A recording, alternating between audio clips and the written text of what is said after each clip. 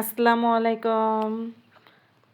তো আজকে আমি মুরগির মাংস রান্না করব আর সেটাই আপনাদের সাথে শেয়ার করব। চলুন শুরু করা যাক। এখন আমি মুরগির মাংসগুলো সুন্দর করে ধুয়ে পরিষ্কার করে নিব। তো আমার মুরগির মাংসগুলো ধোয়া হয়ে গেছে। তো বন্ধ করে এখন আমি পেঁয়াজগুলো কেটে নিব। আর এই পেঁয়াজগুলো ইতালিতে যে পাওয়া যায় সেই পেঁয়াজগুলো আমাদের দেশি পেঁয়াজের মতন হয় না। এই পেঁয়াজগুলো অতটা কি আমাদের দেশি পেঁয়াজের মতো সুস্বাদু হয় না। তারপরও আলহামদুলিল্লাহ যা পাওয়া যাচ্ছে সেটাই খেতে হবে, তাই না? তো এখন আমি পেঁয়াজগুলো সুন্দর করে ঝুরি ঝুরি করে কেটে নিব। আর রান্নার করার সময় যদি সব কিছু সুন্দর করে আগে থাকতে গুছানো থাকে তাহলে সেই রান্নাটাও তাড়াতাড়ি হয়ে যায়। এখন আমি পেঁয়াজ কুচি করা শেষ হয়ে গেলে মরিচগুলো সুন্দর করে কেটে নিব। আর এই মরিচগুলো ইতালিতেও যে মরিচটা পাওয়া যায়, আমাদের দেশের যে মরিচটা পাওয়া যায় সেই মরিচের মতোই। মরিচগুলো অনেক ঝাল হয়। তো আমার মরিচগুলো সুন্দর করে কেটে নিচ্ছি। আর এই মরিচগুলো কাটা হয়ে গেলে আমি আদা রসুনগুলোও ছুলে নিব। আর প্রতিদিনের আদা রসুনগুলো ছুলে রান্না করতে আমার কাছে ভালো লাগে। আমি ওইরকমভাবে আদা রসুন একসাথে পেস্ট করে ফ্রিজে রাখি না। যখন রান্না করার প্রয়োজন পড়ে তখনই আমি একটু করে হয় ব্লেন্ডার করে নেই। তো আমার আদা রসুনগুলো ছোলা হয়ে গেছে। এখন কুচি কুচি করে কেটে আমি ব্লেন্ডার করে নিব। তো এভাবে যদি ব্লেন্ডার করে ভালো না লাগে তাহলে আপনারা পাটায় পিষে নিতেও পারেন। যার যেভাবে মন চায় সেভাবেই করে নেবেন। তো আমি এখন ব্লেন্ডার করে নিব।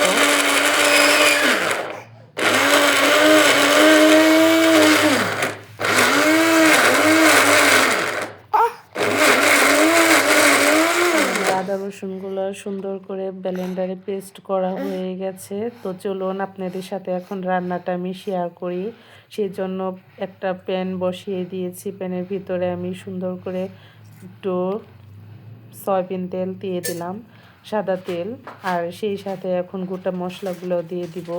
দারচিনি, এলাচ, লবঙ্গ আর তেজপাতা। আর সাথে আমি কিছু গোটা শুকনো মরিচও আজকে এই তেলের সাথে একটু ফোড়ন দিয়ে নিব। এভাবে রান্না করলে আমার কাছে ভালোই লাগে। তো আপনারা কি শুকনো মরিচ দেন নাকি অবশ্যই কমেন্ট করে জানাবেন। আর আমি নতুন ব্লগ ভিডিও বানাচ্ছি। আমার এই ভিডিওতে যদি কোনো ভুল ভ্রান্তি হয়ে থাকে বা আমার কথা যদি কোনো রকমের কোনো ভুল হয়ে থাকে অবশ্যই ক্ষমা সুন্দর দৃষ্টিতে দেখবেন।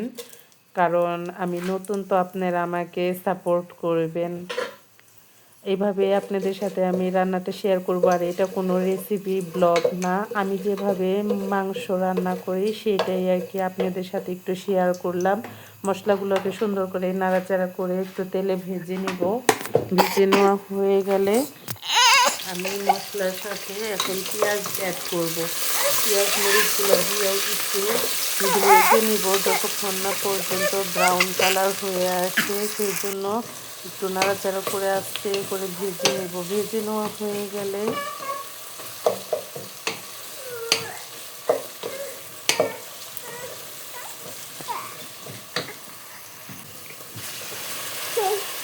আমার পেঁয়াজগুলো ভেজে নেওয়া শেষ। এখন আমি একটু সামান্য পানি দিয়ে নিলাম যাতে পেঁয়াজগুলো পুড়ে না যায়। এখন আমি সব ধরনের শুকনা মশলাগুলো যুক্ত করব। যেমন আমরা সাধারণত যে মশলাগুলো দিয়ে থাকি সেগুলো হলুদের গুঁড়া, ধনিয়া গুঁড়া, জিরা গুঁড়া আর সামান্য একটু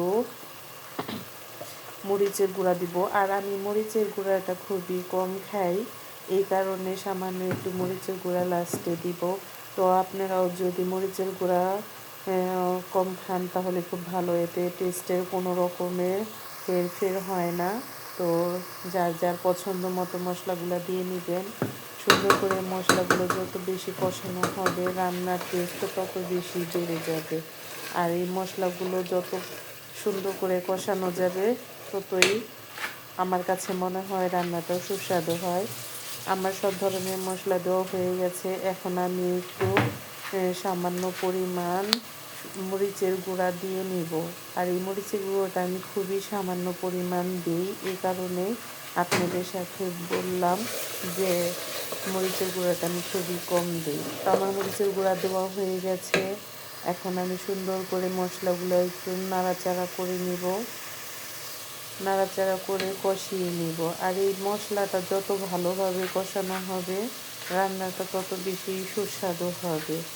এই কারণে বেশি করে সুন্দর করে মশলাটা কষিয়ে নেবেন। যতক্ষণ না পর্যন্ত তেল বের হয়ে যাবে মশলা থেকে ততক্ষণ পর্যন্ত সুন্দর করে মশলাটা কষিয়ে নেব। এখন আমি সুন্দর করে ঢাকনা দিয়ে ঢেকে রাখবো। আমার কষানো হয়ে গেছে, ঢাকনাটা সরিয়ে নিলাম।